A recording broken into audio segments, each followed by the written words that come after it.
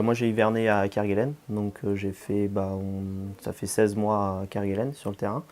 Et après j'ai refait je fais 2 campagnes d'été à Crozet, donc entre au P0 et au P1, donc ça fait à peu près un petit peu moins de 4 mois, donc cette année et l'année dernière.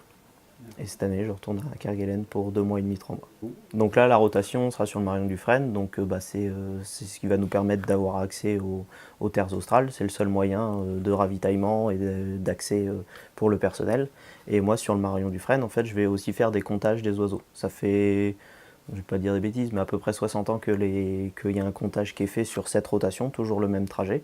Et donc on va compter les oiseaux toutes les 10 minutes chaque heure. Et donc je ferai ça jusqu'à Kerguelen, et après à Kerguelen, c'est d'autres personnes qui prendront le relais.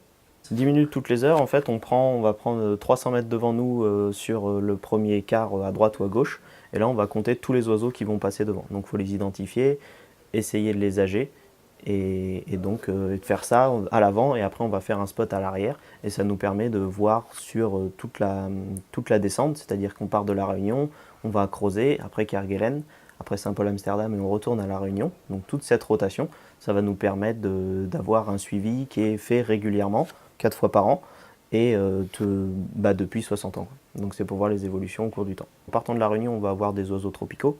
Donc ça va être les pétrels de Barreau, les puffins du Pacifique. Après, on va descendre un peu dans les puffins à pieds pâles, les sternes.